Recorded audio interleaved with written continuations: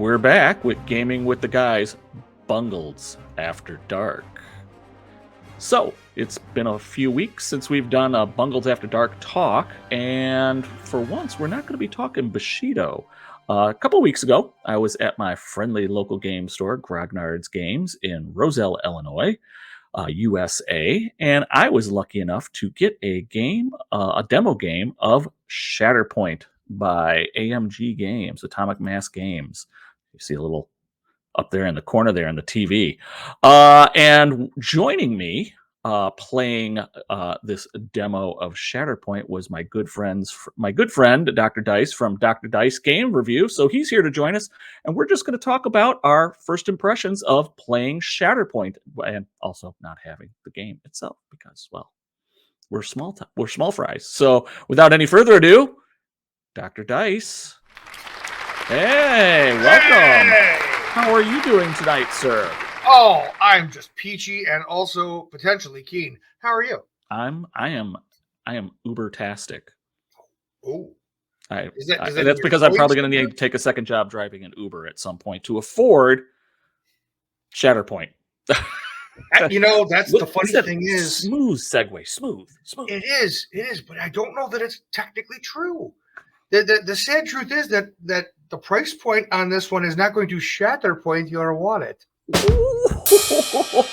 mean, the core. If you decide you want to buy everything the day that it drops, yeah. If you've got somebody else who also shares that bank account with you, they are probably going to be a little miffed, because the MSRP on the core box is about $160, and then you add in the Obi-Wan expansion, and you add in, I think it's the Dooku expansion. I think it's the Dooku expansion, yeah. Yep. So yeah. that's a hundo right there.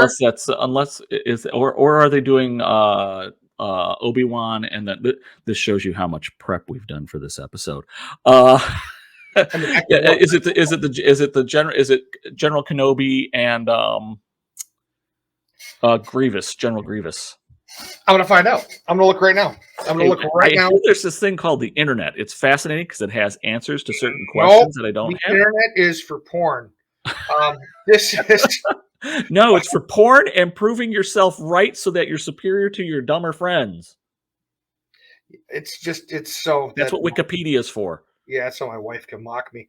All right. No, it's Dooku. Yeah, it's Dooku and Kenobi. Now, one of the fun things I like about this game right off the bat is the way that they name their packs. They're not naming it based on the core character. Mm-hmm. It's like Kenobi's pack is the Hello There squad pack. And then, so those are, I think they're like $50 or $60 a piece. And then you've got the two terrain packs, which are going to be like $75 a piece. But honestly, I mean, I'm here to tell you why I think this game is worth every friggin' penny, and you should probably buy it. So, well, I will say, I'm just I'm checking up some things on my own too. You're not getting. Oh well, that was dumb. I should have went and got my art from there. I'm looking at. They got to do some more job. They got to do a better job of. I'm going to reject that. Of telling me what comes in the box. Here. No, I got it right here. Haha. Okay. So, for 100, Asmodee has it on their website. They have it for, you know what? Why am I forget. I have the glory of the internet. Show us something. You can do it. Really? You're going to be this difficult with me now? I mean. There we go. There we go. That's what I want to share. All right. So, yeah, that's the back of the box, sure. Okay, you're not going to zoom in because you're being difficult. Nope. All right. So, contents for 164. That's what Asmodee has it on their website. 164 USD dollars. The contents. You get 16 miniatures. They got the big pre-order, so you can't see all the beautiful miniatures, but it looks like you're getting Jango Fett, Ahsoka, Maul. Well, that's not Jango. That's Bo-Katan. Oh, Bo-Katan. No, Jango's a whole nother box, dude. I'm a Mandalorian racist. They all look the same. This is not the way. Oh, it's the way. It's the way, baby. So that's Garth something or another, and it's not Garth from Wayne's World. Who? Oh, Gar Gar Saxon. Gar Gar Saxon. Saxon. Gar Saxon, Yeah, Ahsoka. Or no, Gar Saxon is the one with the gun. That's that's right. Bo-Katan. Yep. Darth Maul. Some droids. Ventress. Ventress, thank you. Some more droids. You get some Mandalorian troopers. Clan Kreese. You get some Clan Mandalorian too. Kreese Mandalorians, some Yep, more and then clone troopers. Yep. And then right Yeah, behind Rex. the pre-order, Commander Rex. Yeah. that stupid droid, which we'll get into when we talk about our demo. Yeah. And some other dude with a lightsaber. Who's the other dude with the lightsaber? I can't see. Hang on. We're gonna switch. What? No, there's only a couple. Anakin. It's Anakin Sky. It's the dude with the lightsaber. Anakin. Yeah. No, I mean, well, you know what? It's fair that you didn't know his name, considering, to some people he's known as Darth Vader. You know? Yeah, spoiler. Dude, you should have spoiler alerted that. Yeah, I did. If you haven't seen these movies, I mean, what? Actually, I got a friend that hasn't seen these movies. When I was in LA, he's an actor, and I'm like, hey, we're walking down the Hollywood Walk of Fame, and I'm like, oh my God, Carrie Fisher and Mark Hamill, and he's like, who, and I'm like, what are you doing with your life? Watch this movie. What rock have you been living under? Yeah, he's not one of us, So for 164, to kind of pull us back on task, I'm pulling us back. Yeah, you did want to keep this short, but that's I did, but fuck it, 2 hours, who cares? So 16 miniatures, that's pretty good. So even if you did that, my math says that's $10 a miniature there or something like that. $10 a mini, and they are a mini. Beautifully sculpted, large. Very minis. Nice. Yeah, they're bigger than 32. They're what, 42 millimeters? I feel like they're like 37. I think somebody said. I don't know if that's true or not. I you know what? They're crisis protocol scale, whatever the hell that is. Whatever that is, and it's bigger than Legion, so those people could be all pissed off. But it's smaller than a bread box. Smaller than a bread box. Yeah. You get 23 terrain pieces, and I'll be honest, some of those terrain pieces are pretty damn impressive when you get to that. You get all this. You get this big structure with all the gantries and whatnot on it. Mm-hmm. And then I think they throw in some cubes and some other things in there. Some scatter terrain, so that way you could play that. You get some movement tools, because what is any kind of former FFG / Atomic Mass game / Asmodee game without a, pardon language, a fuck ton of cardboard tokens and movement tools. That is correct. That is correct. But you know what? You're not going to argue about movement necessarily in this one, because no. Not too much. The Jagoff, who's got like the ever expanding tape measure, dude, you've got the thing. It's on the table. The movement tool is on the table. Well, unless you're climbing. I'm going to say that the only reason my ever expanding tape measure was there that day, Dr. Dice, was just because I was excited.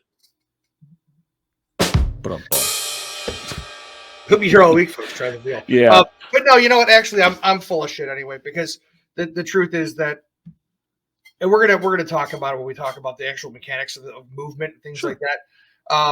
We'll do it briefly. There's a little bit of imprecision. Yeah. So is this going to be a competitive game? More than likely, there's going to be those who are going to make it competitive, and it could be very competitive. Yeah. But then there's going to be the rest of us who kind of play it for fun and for the narrative and so on and so forth. So really quickly, running through the contents. Yeah. 2 movement tools, 5 range tools, 14 order cards, 12 unit stat cards, and those were very nice. The art and everything on that was really good, and everything was clear and concise. Nice large print for old men with glasses like me. 12 stance cards, again, nicely printed, big enough print where I'm not, the little cards where I'm like, what's that say? I'm not squinting all the time, and I'm not looking I'm going to enlarge that print. 1 mission card, 9 struggle cards, which will make more sense. 14 dice, a little light on the dice, but not terribly so. I mean, come on, look at who you're buying from. If you're not buying an extra dice kit at the time that you buy your core set, you are living on the edge. you are living dangerously because you're going to be sharing those dice, and every roll that you make will be like every. What does they say? Never mind. It was going to be a sex joke about every person you've ever. But no, it's fine. Oh my goodness gracious! Struggle token, momentum tokens, struggle tracker, one punch board, and the core rulebook. So for 164, you're getting quite a bit of stuff. And I'll say, when they talk about some of the pricing of the terrain kits and whatnot, again, the gantry itself is a fairly impressive bit of terrain. And you see some scatter terrain already on that right there. So you're getting a good structure. And again, that's that hard plastic. It's not the cheap Res Tech or anything like that. That's a good hard plastic piece of terrain. Lots of detail on there. So if you're looking forward to painting terrain and things like that, this is going to be really nice. So, and it's modular. You could take it apart. You could reconfigure it. You could do whatever you want with it. So again, just between 16 figures and a good chunk of terrain, yeah, $164 it looks is an intimidating price tag for someone like Gaming Greg. But in the overall scheme of things, when you look at the price of it, it's a fairly decent value for your starting point. As starters go, you're getting a good bang for your buck. And the bonus is you have enough stuff in there between figures and terrain to play at the get-go. You got to put everything together, but a couple hours, and I should say a couple hours because it'd take me 2 weeks to put it all together because I'm slow as hell. But you're going to be playing it. You're going to be playing it relatively quickly. So that's from a price standpoint, I think there's going to be those who are not going to be able to do that, but then there's going to be the others who will have no problem dropping that and being able to help. So that brings us then to our impressions of the game. So again, we got very lucky. Grognards happened to have a preview pack, and they immediately got that thing together, and we're doing the demos. And we were there for our normal Bushido Moonstone whatever we game night. We kind of play a bunch of different things on Wednesday nights at Grognards, and most of the other group was not able to make it. So it was just me and Dr. Dice. So, and there was this poor lonely Grognard employee who was wanting to run a demo. We'll say, you know what, we'll play a demo. We didn't get just an hour. We played a full game. Yep. And I will say, I was very, what's the word I'm trying to say? Concerned about the game. I wasn't sure if I was going to like it. I tried to play Legion and I didn't get into it. I used to play X-Wing pretty hardcore early on, first edition. And then when they switched to the new edition, I sold it all off. Dropped it like a rock. I still got my Armada stuff, but I don't really play that often. I love Armada, but I don't play it too often. So I'm like, do I really need another game in my life? Because money. Because I got Moonstone, I got Bushido, I've got all Arena Rex, I've got Clash of Spears and Clash of Katanas, which I haven't even assembled that crap. I've got Carnival. I got a whole bunch of games. So do I really want this? After playing the demo, my answer was yes. Dr. Dice, I already have a feeling you were already sold on it even before the demo. Yeah, I was sold. All right. This is how it went for me. It was a roller coaster ride of emotions. It was, when it was announced, I was like, yeah, no, I do not need Crisis Protocol in a Star Wars universe. First of all, as much as I love Star Wars, I'm actually a little bit more of a Trekkie at heart. So, and I'm tired of the Star Wars games. I'm tired of them. There's just a billion of them. But I'm also a Disney stockholder, so I kind of like that. Anyway, what really, though, got me was when I saw it on the table at Adepticon, I was like, fuck, I gotta have this. I'm a sucker for skirmish games. Yeah.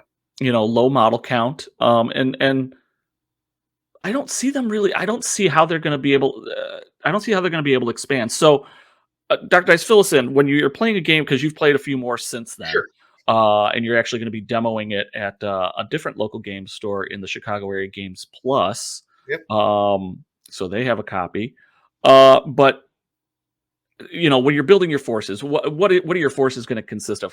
If I'm going to have to outlay cash, and I already said, oh, you got everything in the box, but maybe they're going to pull a GW on me. Well, you got enough to play the combat patrol, but if you really want to play a 1,000-point game, you got to drop another 150. So you're going to love this. So Mhm. this game is only points based to a point. So the deal is this: you're going to have what's called your strike team. And your standard game, and I'm willing to bet this is going to be the vast majority. They might end up coming out with some alternative format later on, Mhm. like 40K's got Apocalypse or whatever else, right? But the deal is with this game, you have a strike team. The strike team is composed of 2 squads. That's it. No more, no less. 2 squads. What is a squad? Well, we talked about the 16 characters you get in your core box. Right. 4 of those characters are a squad, and the squad is consisting of 1 primary unit, 1 secondary unit, and 1 supporting unit. And that's it. Okay. That's it. So you basically are going to have 3 cards, and your supporting units are the ones that are multi-based. It's typically multi-character units. So it's 2 bases of dudes, but anything that happens to the one is treated as happening to the other. They share wounds, they share effects, all that kind of stuff. If they take an action, they both take that action. They can separate. They're not required to be in cohesion or anything like that. But that's it. It's 4 dudes. So how are they going to expand this game? Well, so I'm going to jump in really quick and interrupt you. So 4 dudes makes up a squad, but the strike force is 2 squads, right? Correct. So you're going to have 8 dudes aside. Now, one of the deals is you can mix and match the bad guys, kind of like in Crisis Protocol if you want. So you could have Anakin with Ventress. You could have Anakin with Maul. You could get really saucy and put Qui-Gon Jinn with Maul. A falling out of lovers, perhaps? Anyway, you're going to be able to do those kind of things if you want to. If you want to play all narrative and you want to be like, well, let's just have all Galactic Republic on one side and Separatists on the other. Well, that kind of makes some sense too, because the rules as written on the cards have some synergy. The whole idea is there are some cards like Ahsoka Tano is a great example. So when you are playing this game, at some point your characters are going to get wounded. Wounded does not mean I take a damage. Wounded means I've taken the maximum amount of damage that I have available. And then at that point, if you've played Crisis Protocol, you know that that's when you would be able to flip your card over to the other side. Okay. In this game, what happens is you get a wound token. So now you are wounded. And that is and let's just talk about, I think it's your average Jedi has like 12, 9 11, or 12. 11, 9, 10, 11 health somewhere around. I think there. Anakin had 11 or 12. He's he was a beast. And same with Maul. Yeah, Maul. That was pretty much high end of wounds. And then Ahsoka Ahsoka or Bo-Katan and them, I think they were more around 9. Yeah. Just going off of memory. You're going to take you get 9 damage, and then you're wounded. Well, Ahsoka has an ability that says that if a allied Galactic Republic character takes a wound or is wounded, she gets to advance her speed towards whoever caused the damage. If she gets in range, she can do a 5 dice lightsaber attack. Little things like that, right? Mm-hmm. It's the synergy amongst the cards that's going to really allow you to make your squads your own. So you're going to be designing around these synergies, unless you just really like the characters. I mean, there's one dude at the store that was talking. He can't wait for the Ewoks to show up because he wants to do Ewoks and Wookiees. Yes, that's interesting. Yeah. I don't know what else to say about that. Yeah. One of the things. So as we were playing the demo, one of the things that appealed to me was the scoring mechanic and how the scenario worked. So the way you score points, and Dr. Dice, you could jump in if I'm getting this incorrect, is you have a struggle tracker. And you're going to have a little cube that sits in the middle, and then you have a couple cubes at the ends of each player's side. So Dr. Dice had the left-hand side, I had the right-hand side. And then as you score objective points, you will move that little cube down your track closer to your end. And if you get to the point where you get to your struggle cube on your side, you score the victory. You score the quote-unquote struggle point or victory point for that round. But then what happens is then all the objectives change. So you lay out your objectives, but at the beginning we'll say, let's say, and the objectives, they usually have it in a grid of 3 across, 3 down, so a total of 9 objectives. Yeah, that's determined by that mission card, right? Yeah, that's what the mission card. In the core state, you get one mission card. In much like CP, I guess, in other expansions, there's going to be other mission cards available, possibly in the Obi-Wan and Dooku expansions. Who even knows? But you're gonna. Well, I guess the people that are doing those reviews and unboxings know. But anyway, if not me, they didn't send me a lot more. We're small fries, man. We're small fries. I know. So you'll get these mission cards. Those tell you how to lay out all of the tokens for the game, and then what you're going to do is you've got these 3 stacks of cards that say 1, 2, and 3 on them. Basically, those are your struggles. So struggle number 1. You're going to shuffle up this stack full of ones, and you're just going to pick one of the cards. That's going to tell you which of the points are active. And so for that whole first portion of the game, during your turn, if you control one of those points, you're going to get a victory point. So you get 1 point on the struggle tracker, right? Yep. And if your turn ends and the cube is still in your opponent's half of the struggle bar, whatever it's called, at that point you get to add a momentum cube to your side. So it's a catch-up mechanic. It makes it easier for you to win, because if you swing it back the other way, you can win. So yeah, if you're down, at one point in round 1, I think I had the struggle cube like 3 or 4 down my track, and I was only like 2 or 3 away from winning the game. But I had done that for like 2 consecutive turns. So I did it on my turn, and then I did it and then I still had it when on Dr. Dice's turn. So at the end of each of those turns, after I had gotten the 4 up, and then the next turn I was like 3 up, and the next one I was like 2 up. So I lost a little ground, but not a whole bunch. But on those 2 turns, then he added those struggle cubes. So if it ever swung over, he's got less track to have to go before he wins it. But he's still got to get through my track. He's got to get off my track before he gets it over to his, and then vice versa. I will say the first round, the first struggle is probably going to take the longest. To go through for a couple of different reasons. 1, everybody's fresh, everybody's colliding with each other, and 2. And again, this may be just because of the struggle that was in the core box. For 1, you're only scoring 1 point for controlling those different points. So it's not coming as fast and furious. Now, once we got to the second one, so I scored the first struggle. Then we switched, then we picked the next card, which then changes what points you're scoring on. And puts an additional mechanic on it of how those points that you control can be worth more than just 1 point. So in the case then when we were playing that, and I forget what the exact deal was with how it worked, every point that you controlled was worth 2. Yeah, it's a die roll. There's a was a die. Yeah, you die roll, and then there was one particular priority point. And if you controlled that priority point, that got you 2, and all the other ones got you 1. Yeah. So and you're forgetting the second and third struggles. Instead of having like 6 available objective markers, you drop down to 3. So there's only 3 available on the board now, and one of them is worth 2 points. But it's randomly determined at the beginning of each player's turn. Yeah. So choosing a point that you can take and hold, or whatever gives you the best advantage. Really important. You have to make some good choices there. And then in addition to that, it is kind of luck of a die roll, but you just kind of hope that your guys can get where they need to go, or hurt the guys who are holding those points so they can no longer hold those points. Yes. Because even though the points are sticky, right? If I control a point and I walk away from it, because I controlled it, that I get the marker for that. Yeah. It stays. So that the next turn I can walk away from it, and it's still under my control until you take it.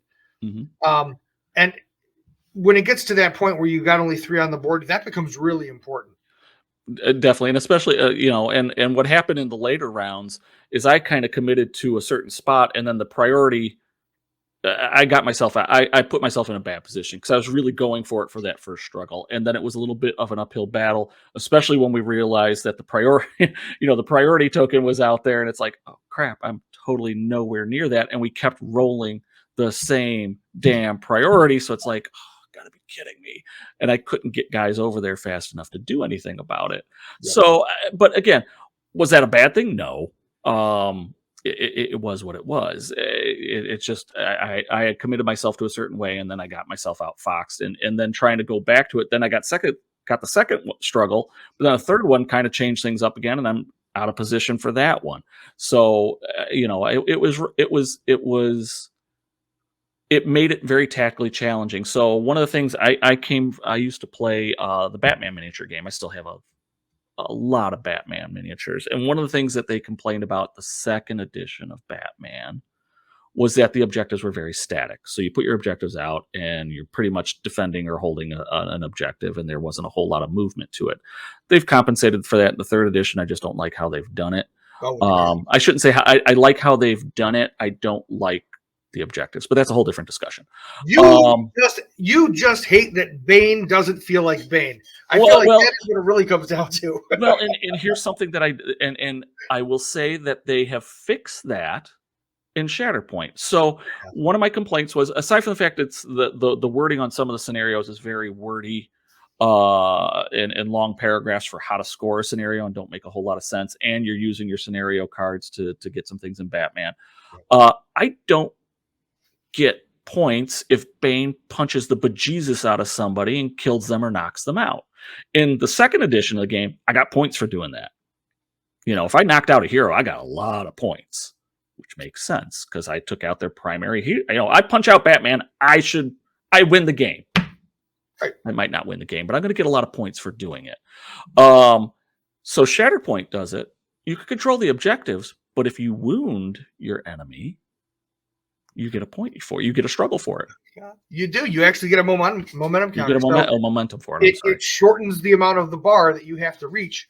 So wounding your opponents actually is like a double good, right? Because number one, they can't score if they are currently wounded. Number two, they can't. So they're not contesting. And then in addition to that, because you wounded them, you're going to shorten your bar. It's much easier. Oh, and then any force that they try to use on their cards. So we didn't even talk about this stuff, but on the actual character cards, there's so much different flavor in the abilities and different things that you can do, right? Right. And most of the abilities, and I'm going to say this, it's kind of a knock on the game. There's like 97 million symbols. Okay, this game has a ton of symbols. It's got a lot of symbols, but having played Monster Apocalypse, not Monster Apocalypse levels of symbols. No, but a lot of symbols. They got a decent amount. Yeah. So what I did was this: I downloaded like Inkscape, and I decided that I was going to take the online version of the rule book, and I just cut snapshots out of the symbol pages and for cheat sheets, and I made 2 really nice cheat sheets as quick references. And so now anytime I'm playing the game, I'm like, what's that ability do? Oh, I just look at it. It's easy, right? It doesn't take, it's just no brainer, done. Know what the symbols do, sure. Yeah. And so because of the iconography and stuff like that, they can fit more stuff on the card because you don't have to write out the words every single time. It's just, if you see this symbol, you know that it means you can do this thing, and this thing might let you do 2 different things, but whatever. This is the action that it lets you take. The flavor that is on these cards makes the characters so unique and so interesting that you're going to want to own all of them anyway. And I feel like, I guess I'm talking about force, but I mean, there's so much I want to say about this game. It's crazy. But anyway, on the subject of force, I'm gonna go back on the subject of force really quickly. Okay. Since I derailed myself, which I do.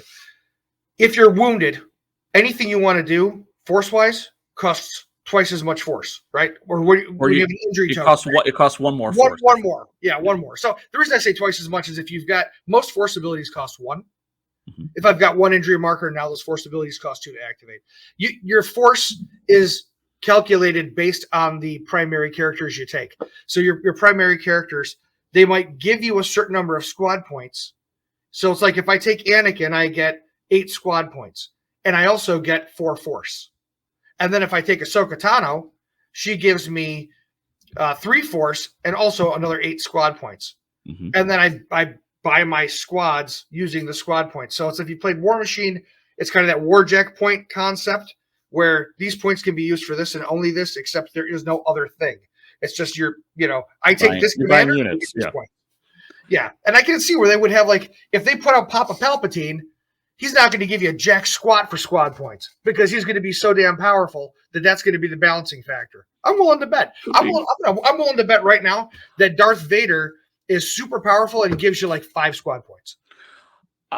You know what? I'm having a feeling that Palpatine might not have a second. He might just have squads, and that's it.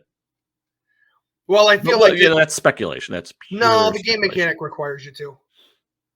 Okay. The way that the squads are built, it requires you to have a secondary. Yeah, you always have to have a primary secondary leader. Yeah, and the reason is because guys like Darth Maul and guys like Anakin and I think even Ahsoka to some point, when they attack and they hit a primary unit, they get a little extra bonus. When they hit a secondary unit, they get a little extra bonus. When they hit a supporting unit, nobody cares. Think Carnival with the way Dracula used to work. Yeah. He doesn't, or they're finicky about who they drink from. It's only heroes and nobles. Yeah, exactly. But so that that was kind of like Force, and Force will generate powers. Force could be used to do different card flips. Some people are a little iffy about the initiative and how you activate units because you don't have control. So basically you have a deck of cards. You have your what do they call them? Not your order cards. Yeah, your order cards. Is that where? Yeah, sure. Oh, yeah, order cards. And they will represent your different units. And then there's one Shatterpoint card for each side. So what you'll end up doing then is you'll take those cards, you'll shuffle them up, and then you're going to flip the first one. So if I have, I've got 2 squad, I got a strike team. I got 2 squads. I've got 2 different sets of clone. I got the clone troopers. I've got the Mandalorians. I've got Bo-Katan. I've got Ahsoka. I've got I got everybody in there. So then I draw my card. I have to activate that unit, or I could put it in reserve. But I think I have to spend a force point to do that. You do. You spend a force point, you put it in reserve, then you can draw the next card and play it. Draw the next card, which I then will have to play because I can only have 1 card in reserve. Now, if I get the Shatterpoint card, I could play any unit I want, even if I've already activated it. Yep. Which is cool. Or so you can you're not necessarily banking that. So that's kind of a big thing, and everybody else Shatterpoint. It's like the new WOG. Shatterpoints, jazz hands. That's what I'm going to do with the game. And then I'll get kicked in my teeth. So everybody was kind of iffy because you're like, oh, I'm not going to be able to control who I go. But each unit can do something significant, and then having that Shatterpoint card in there is very helpful because then you are able to reactivate a unit. So as long if that Shatterpoint card comes up late, that you're sitting there going, yeah, you got that grin on your face because then you're going to be able to get maximum effect out of that thing. So that means I could activate Anakin twice. No one likes that except for the person who's controlling Anakin. So a lot of people have some we're having some misgivings. At least that was the rumor mill. Is I don't like that initiative thing. It reminds me too much of Test of Honor, where it's random draw of who's going to go and so forth. It works well. Being able to put something in reserve was really kind of neat because I don't want to activate that person right now. I want to get something else. Flip the card. Oh, cool! I can do whatever I want now. Or get something close to it. And again, you only have a limited number of choices, so it's not as bad as you would think. Well, you do the math on it. I mean, you have a 8-card deck plus 1 Shatterpoint card, so there's 9 cards in the deck, right? On any given draw, I have a 1 in 9 chance of getting the unit card that I want. And if I get the Shatterpoint card, then it still is the card that I want. So it's a 2 in 9 chance of getting the card that I want. All right. Don't be mathing me here. I know, but I mean, it's not like the end of the world. If I put a card in reserve, so I've taken an additional one out of the pool. And then, so I think, honestly, yeah, I can see where if somebody's super strategic and they're like, yeah, I really want to be able to choose what units I activate, go play a different game. This one isn't for you. It will frustrate you to a certain degree. But if you could get over that hump, The system works fine. It does, and there's cards that like Kalani is a great example of this, right? And you're gonna talk about the droid Stupid that you droid. don't like, yeah. So it's like a tactical droid, I guess, or a super, whatever they call it. But yeah, so the droid, what it does is if you draw your battle droids card, your B1 battle droids, and you decide you don't want to use them, you get to put them into reserve for free. But instead of actually putting them into reserve, you're putting them on the bottom of the deck. And it costs you nothing to do it. So then you draw your next card. Well, your next card is whatever. Say, I don't want that one. Okay, now I pay a force point and I put that card in reserve. So now I'm drawing my third card. Oh, that's the one that I want. And if it's not the one that I want, then I've got terrible luck and my stuff is really buried at the bottom, whatever. Pretty much, yeah. But yeah, it's the little shenanigans like that. Now you hate that droid. Why do you hate that droid? Well, it did things to me. I felt violated by it. I just had a hard time. It shoots a lot better than I thought it was going to shoot, and then it makes the crappy little B1 droids that much more effective. Much like I say in every game that I play, the dice were not friendly to me in a certain way. Which, let's talk about the dice in combat. So again, there's a lot of symbols on the dice. There's a lot of things. You have a damage track. I can't complain too much about the dice. Your dice rolls, by and large, are going to do something for you. You get a hit, you get a crit. So on the offensive dice, you get a hit, you get a crit, and you get what's the name of the inspiration or something like that? Expertise. Oh, and then there's the shatter, whichever. It's like it's a broken, it's a failure. Yeah. And then straight up failure. On the defensive die, you get a defense, and you get an expertise, and you get just a straight up failure. That's a D6. The attack dice are D8s. Because every player's card, even if you roll, if I roll multiple expertise, that usually ends up giving you successes, bonus powers, all sorts of different things. It triggers things. So sometimes it's not the worst thing in the world to roll maybe one or two successes and then roll a bunch of expertise. That really works well. In our game that we played, my biggest failure is there were certain times that I had to roll defense dice for some big figures, mainly Anakin, and I'm rolling 5 dice and 4 of them come up failures. So I was like, oh, screw it. Well, it could have helped for you other than that too, because with the dice, so your successes, you've got crits and you've got hits. Mm-hmm. Your hits can be canceled by blocks. Your crits cannot, right? Yes. So the hits, a hit's nice, but a crit, that's where the money's at, right? Because now you can't block it. Although your opponent's expertise can modify your dice, right? So on their little card, it can say, if I've got 3 expertise and I look at my little stance card, it'll say for 3 expertise when defending. I look at the little chart there and it says turn one of their crits into a normal hit. Well, turn one of the crits into a normal hit and gain a block. Yeah, exactly. So now it makes it that's a wasted die, right? Mm-hmm. But it's really good the way that the dice system works, because the expertise let you do things, and it also adds a mechanic where there are 2 different effects that you can have. One effect is your disarm, so that expertise on attack cannot count. So you maybe want to do this against a unit that hasn't activated yet, so that their next attack is gimped. Mm-hmm. Or it can be, I forget exactly what they call it, exposed, they call it, where your expertise on your defense dice don't work. Correct. Yeah. So yeah, there's a lot of design space that they've really given themselves. They've done it so that way. It works out very well.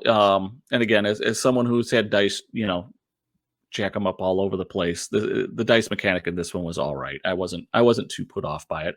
Now give me 20 games into it, and when the dice all come up failure, yeah, then I'll sing a different tune and go back and play Moonstone. Where the only person who I could blame is myself. Bringing you a dice tower. That's what I'm doing. I'm bringing you a dice tower or something like that. Yeah. We'll give the dice a little chance to get your mojo off. I'll just get a computer randomizer. That's it. Because my computer overlords won't let me down. They're perfectly fair. How did they check GPT? But so combat is really good. The range combat, you could shoot across the battlefield and hit people. The melee combat's good. I like the and even when you hit, you're still going to go. You have a damage tree that you're going to go down. So on your stance card, I think it's on the stance card they have the damage tree. Um, you will once you figure out how many hits you got after you do your dice roll. So Dr. Dice got 3 crits and a hit, and I got or 3 hits and a crit, and I got 2 defense and an expertise, which gave me another defense. So let's say he gets a net of two hits through. Then he looks at his damage tree and then figures out. So if you've ever played a lot of people will say, "Oh, it's Guild Ball." It's very Guild Ball-esque. No, I play Guild Ball. It is to a certain degree. It's more Arena Rex like. There's a reason for that, though. Yeah, there is a reason for that. Because they like Arena Rex and they never heard of Guild Ball. Which is A-okay by me. So you're able to control how you do things, which will be very good as you are trying to control objectives and things. So you could push somebody off an objective, and then you're still doing damage to them, but you're still, you could expose them, you could push them, you could stun them. So there's a lot of different things that you're able to do by trying to figure out. So you're trying to maximize. You're looking to see, what do I need to do with that figure at that time when I'm doing the combat, and then try to navigate my damage tree to do it. And I enjoy that mechanic. It's very Arena Rex like, in my opinion. One thing that we didn't truly take advantage of in that vein is your standard rank and file troops, so your supporting units as well as your secondary units, typically have only one side on their stance card. Yeah. Your primary units, though, which tend to be force users, they've got a double side. So it represents a defensive stance versus an attacking kind of stance, right? Mm-hmm. So at the beginning of your turn, or anytime during your turn, you just get to flip it once. Card one time. So you can decide. So you can say, well, I'm in attack stance right now. I'm going to attack that dude over there. And before the activation ends, I'm going to flip my card over to my defensive side. So when they start attacking me, I have a better chance of deflecting the bolts back at them, right? And it's mm-hmm. represented by lower attack values and higher defense values. So you roll. Or I'll end up doing. So your dice will still remain the same. It's just if you stay in that defensive stance and you decide to hit somebody, or you get offensive against them, you're not going to get as many hits or strikes against them, is what it's called. You're going to get, but when you're rolling your defense dice, your expertise, I don't know what the plural of expertise is. When it comes up with that, so when the dice come up with the expertise symbol, you will get different values for it, which can be very, very potent. So you really got to gauge what you want your figure to do. I, of course, decided that I was going to make my Anakin a kill-crazed psychopath. And that's probably why he didn't do so well on his defensive things. Whereas with my Ahsoka, she was a little more defensive-minded. Yep. You just got to remember. She lived. Stayed on the board. No, that's it. You got to flip them over. You got to know. Know when to hold them. Know when to flip them. Know when to walk away. Know when to run. If you're looking at your order deck too, and you kind of have a feel for, you just did your Shatterpoint, and that your character's card is going to come. That your character's card's going to come up again soon because you didn't activate them yet. Mm-hmm. And you're getting low on the bottom of the order deck. Maybe you can afford to stay in attack mode, right? So that you can go through and do whatever you got to do. And then you don't have to flip it over. You can flip it over to defense after the Shatterpoint, right? Right. And then I guess the last thing we probably didn't want to talk about with regards to this kind of stuff is force points, right? So force points let you do some things. They refresh. So what's going to happen is your force points are going to refresh when you have to shuffle your order deck. You're probably going to go through your order deck once. You're going to go through it twice, maybe 3 times in a really long game, but typically your dudes don't activate more than 2 or 3 times. Like 3 times is a bunch. Once, so twice, 3 times. I'm sorry, I'm in. 3 times I'm activating. Anyway. Yeah, that's right. That's correct. So it's one of those things. Movement is super important in this game, right? Because being able to contest objectives, control objectives, that's kind of where the game. I mean, killing people is fun, and everybody should do it, but that did not sound right. But no, it really, really did. But that's no, right.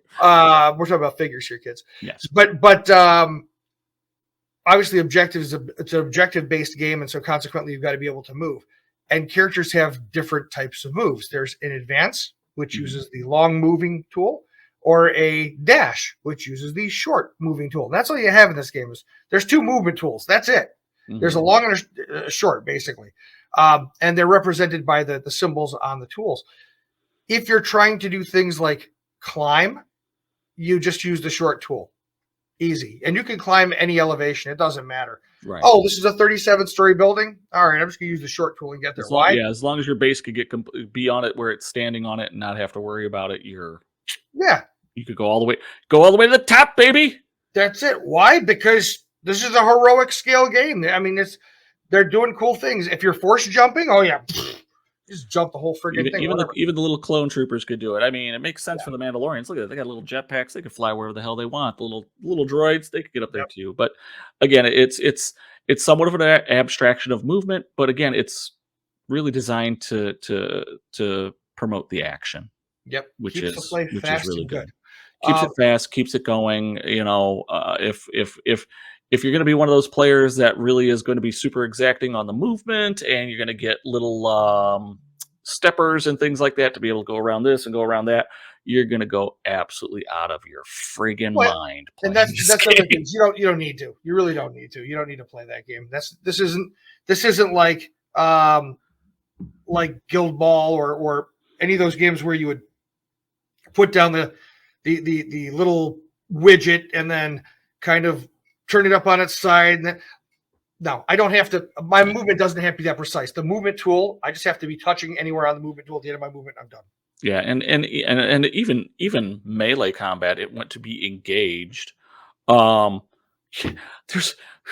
a lot of space for engagement. I mean, it's like a 3-inch, I think 3-inch reach. You know, I mean, it's redonkulous. It is. It really is. You know, so that you're not really worrying about it. So I will say, general impressions overall, I really, really enjoyed the game. I enjoyed the action. The movement was fine with me. I will say some of their line of sight and things like that for fire and for cover were still kind of. And again, I played only one game, and even our guy who was judging it says he hadn't really, they literally had gotten we were there on Wednesday, they got the game on Monday, and he had been putting it together and reading the rules. So he wasn't a rules master. He was just, he was guiding people through the game as best he could. So there might be some things that we got right, we got wrong. But the cover was one of those things that was kind of driving me a little buggy.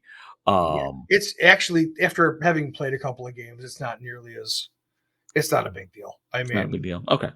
Like I said, the one time I played, I'm sure if we played it more, it's gonna become more clear on things. Now, one question I ask, and maybe you'll be able to help me with this, Dr. Dice, because you've played a few more games. If I could stand on top of here. Let me get that picture of it. I'm going to make everybody dizzy. So I'm standing on the scaffold and somebody's below me, or if I'm standing on this big upper scaffold here, and let's say I'm Obi-Wan and Anakin's down here. Yep. Do I get advantage for being on I've got the higher ground? What the hell? That's there's no a major part of the movie. How could they not have that in there? I know. There's no elevation bonus. There's nothing like that. I'm not playing. Forget it. Yeah. I've lost the joy of this game. Well, you know what? Since we've only got a couple of minutes left here, and we are currently talking about things that are kind of wonky, I want to talk about assembly real quick, because it's something that we haven't really talked about. But I have had the opportunity to assemble the figs for a demo copy for one of the stores. And one thing I can tell you for a fact is this: those little target finders on the top of the Mandalorian helmets. They are molded onto the helmet, so it's not a big deal, but the plastic is very thin, and if you are fat-fingered and aggressive like I am, you had best have some tweezers nearby so you can fix and re-glue those things. Because I've already, I've broken 2 of them. And then the other thing is, every fig, with the exception of the Mandalorian helmets, every fig has gone together like an absolute dream. Like an absolute dream. I mean, the figs, they go together so well. Get yourself a nice, sharp pair of plastic cutters. If you need to, pick up a new set, at $10, whatever, it's a deal, because it's less cleanup later on, and just it's beautiful. It's absolutely gorgeous how these things come off the sprues, and then they go together like a dream. Other than the droids, fuck the droids, fuck battle droids, fuck them in Legion, and fuck them in this game. I hate battle droids. So, because they're worse than skeletons. So when we're doing battle reports for this, you could pretty much guarantee Dr. Dice will not be playing a force that's going to be battle droid heavy. No, I'm probably going to play Grievous and all battle droids, just because at this point, I'm trying to make you spit on your computer. Yeah, that'll be good. The deal is, look, once you got through the pain of putting these things together, I've already dealt with it. It's done. But, oh my God, they are... Maybe somebody else will have better luck with them. There were people that were talking about it when I was doing Legion. They were telling me what a big sissy I am because I did a terrible... Like, I couldn't put the figs together. I just couldn't do it. And I was whining about it. They're like, stop whining. But no, fuck droids. No, you're allowed to have that opinion. I'm gonna have your grandson assemble him. He's got tiny little fingers. Maybe he does. He'll probably be glued to one, or have them glued on his face and whatnot, because he's 1.5 or 1 3/4. You can't see it. You can't. My flesh is covered in glue. Flesh mitts. You got a nice protective coating of cyanoacrylic. You'll be fine. You're gonna be well preserved. Does that protect you from hydrochloric acid or possibly putting your hand in the toilet? Putting your hand in the toilet will probably keep your skin dry, because the top layer will. Hydrochloric acid, no, it'll eat right through that. I don't know how to get it off. Isopropyl alcohol, baby. Oh, okay. I was gonna go a little more aggressive, but hey, that works too. Or just scrape the skin off. That works too. Eventually, it'll just slough off.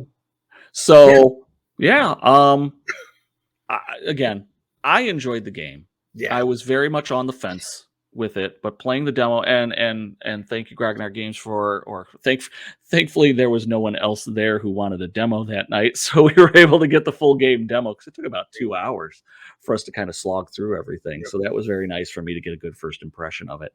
But that first impression playing that game is that I enjoyed it. It was fun. I think it's going to appeal to me more than Legion did. Which Legion, I don't know what my problem was with Legion. Maybe it was just too much. You like skirmish games, yeah? So it was totally too much, right? Because Legion is an army game. Legion is it's fitting in that space between like a 40K and a skirmish game, and that's an uncomfortable space. It's like bolt action level, right? Yeah. And it makes sense because it's based on bolt action mechanics. But honestly, this. To anybody who's concerned that this is going to kill Legion, no, it's not. No, they're two different games. It's kind of like saying that, Armada is going to kill X-Wing. Oh, no. You might be cannibalizing your customer base a little bit, because now I might have to choose between buying this or buying this, but we're gamers. We're impulsive, and we're inherently stupid with money. No, we're buying all this shit. I don't care. Every scrap that they make, we're going to buy. Got to catch them all. That's just the way. Yeah. Oh, totally. Oh, I gotta trade a shiny Pokemon with you, by the way.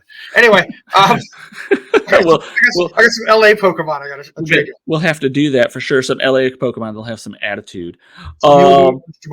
So aside from a couple things and a couple hangups that I had with it while we were playing, and that's racked up to being first time demo and guy demoing it for the first time, really. I think I'm gonna get into it. The big question for me is, what force do I want to get? They've listed and they've announced a lot of packs coming up. Now they haven't gotten to the Rebellion era, Right. which I'm well, I think they've mentioned that in like at the Adepticon thing where they were spoiling a whole bunch of crap. I'm gonna have to admit, I'm a rebel and I'm a Galactic Republic. I'm a good guys guy. Sure. I'm probably going to get the Inferno Squad. Really? Yeah, I played the Wow. video game and I love Inferno Squad. But the Iden Versio's a She good guy. becomes good, but Yeah. in the early part of the game, you know, when when you're first playing, they land on Endor and they're whacking rebels left and Oh, right. right. It's not until she learns about Operation Cinder, Yes. and then she goes all like, "Well, it wasn't a problem until it affected me because they blew up my planet. So now Well, I'm going to be involved." She's such an asshole. Anyway, it doesn't matter. that makes sense. She had some soul searching. I'll just play her as the kill crazed person and never had Operation Cinder. That'll be cool. Yeah. So Inferno Squad is definitely going to be there, but I'm probably going to be leaning towards, you know, Republic guys. Um, you know, well, I'll probably get, you know, for Republic age. I don't know if I'll get Obi-Wan. I kind of like Obi-Wan. I'm just not a big. I'm just not looking forward to painting a lot of clone troopers. Is what it really boils down Oh, to. But I the don't necessarily Slapshot, have that to. should be so easy though. Oh, Slapshot, that's not gonna. That white coloring is not gonna be fun. Um, you know, so Maybe. you know, there's a lot of Hard choices airbrush. there, but Inferno Squad, and I'm probably gonna get something. Whatever has Han Solo in it, you could pretty much guarantee I'm gonna be picking his ass up. Whenever they Yep. decide to announce that, I'll probably get something with Luke Skywalker in it, just because I'm a sucker for that. Yep. And then I'm really curious to see if they're going to go deep into some of the other video game characters that they have out there for the different game franchises and the extended universe. If they ever make a Kit Fisto, all over that. I think they already announced him. I didn't see him. I I saw thought they had Luminara. somebody Plune. Oh, Plo Koon, sure. Yeah, I know they announced him, but I don't think they announced Kit Fisto. No, you know So what? I might be thinking of Plo Koon. yeah, so that's my choices. I know Eric is obviously going to play the evil side. What are you looking forward to getting other than Gungans? Space frogs. I'm buying all of it, dude. I'm buying Buying all of every it. single shred that they make. Doesn't matter. But I know you're going to buy all of it because that saves me from buying all of it or any of it. pretty much. But hopefully, I play enough of it that it justifies it, right? Oh, I'm sure we will. I think, as a general rule, what am I looking forward to the most? Mhm. I think Force users are a lot of fun in this game. I think they really go ham. But to be honest, I really am looking forward to Din Djarin. Right? I want that Mandalorian content. I want little baby Grogu. You know? And I'm wondering who they're going to have. I mean, is the Mandalorian going to be a stand? You know, is he going to be? He's going to be the primary. Does that make Grogu the secondary? Or are they going to be a combined figure? And then if they do that, who are they going to? Are they? My whole thing is for that particular setup. How are they going to work that? And who would be his secondary? Would it be? Well, you could do a Bo-Katan, right? Even though I'm thinking from first season. What's her name that they kicked off the show? Oh, the Gina Carano character. Yeah, She'd be kind of cool in there. You could have a rebel. You could commando. I'm thinking that you'll probably have what's Carl Weathers' character's name? Carl Weathers. I can't remember. Yeah. I think maybe him. Maybe he'll be the secondary. I don't know. He could be. You know, but oh no, that's and then I'm wondering again when they put Boba Fett out, they're going to have Boba Fett. They might, and it depends on or who was the Black Kyrgyzstan, right? The Wookiee. Oh, that'd be cool too. Yeah. I'm also hoping that when they make the squads, it's Gamorreans. I mean, I would love to see a Jabba the Hutt primary on a different size base, on like a really huge friggin' base, with the secondary being like Bib Fortuna and then 2 Gamorreans. That could be kind of fun. As you're supporting. Yeah, that would be a lot of fun. And you know that they're going to put out like a sky barge for terrain set. It would be nice if they did. One of the things that Sarlacc pit. You know what? I think maybe we'll do that. I think maybe we'll do like a terrain workshop video at some point where we actually build a Sarlacc pit. Because the thing is, you can do whatever you want with this terrain because the movement rules are so flexible. So basically, we need to find someone who does terrain good. Yeah. I mean, we could do it. We could do it. It's all right. I got some foam, and here's my hole. Oh, that sounded bad. Never mind. Look like an Ugdot. That could be another one that could be in there. IG-88 could be a secondary. There's a lot they can do, man. And just because they do, and they've already said this, just because they do a primary of a character doesn't mean that character won't show up as a secondary for somebody else later on. Of course not. The only thing you can do is money. Yeah, the only thing you can't do is if you've got an Ahsoka Tano primary, the one version of her can't play the secondary, and she's unique, right? Yeah, so you can't have the Ahsoka Tano Padawan. Which, incidentally, if you've pre-ordered this game, there's a good chance that your LGS is going to be able to get for you the promo figure of Ahsoka Tano. She'll be coming out later this year, but if you pre-order, not only do you potentially get that, I think certain stores get more of these figures than others, and it's not for the full allocation of the pre-order games that you have. But you also get foil cards. There's some foil cards available. I'm assuming they're foil stance cards. I don't even know how you'd foil, honestly. Maybe it's a cold foil, like Flesh and Blood. I don't know. But the point is, there are some little freebies for pre-ordering and playing at the LGS. And then, really quickly, on Saturday on the 24th. No, May 27th. 27th. On Saturday, May 27th, 2023, whatever the hell year this is. Of our Lord. They blend after the 90s. They'll blend. I will be at Games Plus in Mount Prospect, Illinois. So if I've said something that pisses you off, feel free to come by and smack me around. Or if you want to demo the game, they're having signups. I'll be doing demos at 11, 12, 1, and I think 2. 11. They said 1 hour demos. Yeah, I'm doing 1 hour demos, and then I'm going to take a break for lunch somewhere in there, and then I'm going to come back and do another one. But if there's people, then I'll just keep demoing. If you're free to stand around the table and watch, if you want to stand around the table and watch, but whoever's demoing, I'm going to be focusing on them primarily. I'm going to have 2 tables going. There's going to be 2 tables worth of demos going at the same time. So stop on by, check it out. Sure. Also, if you are in the neighborhood of Grognard Games, they have a copy too. And they've been and Grognard's both in. So Games Plus is in Mount Prospect, Illinois, for those who are not familiar with it, or if you're in Illinois and never heard of Games Plus before, it's in Mount Prospect, right by the metro station. Yep. If you are looking to do demos, and they will be doing demos, they only are doing demos at the Roselle location for Grognard's. They did not get a demo kit for Grognard's in Batavia. So Grognard's Roselle, they're still doing demos. So yeah, if you're there, they'll have it set up on a table, and then it's just kind of first come, first serve. They might have a sign up sheet there for it for the day of. But they've been running demos Monday, Wednesday. I don't know if they'll do it on the weekends, but they do it Monday, Wednesday, Friday. He's there usually sometime early afternoon until they close. So about 3 or 4 in the afternoon till 9 o'clock. Good for Jay. Yeah. All right. So hopefully I'll get this edited so that way it's edited and posted up. So that way everybody is able to get this on Friday and here to come out to Grognard's or at least Mount Pross. If not, then you missed it, and it was great. And there were dancing girls, awesome.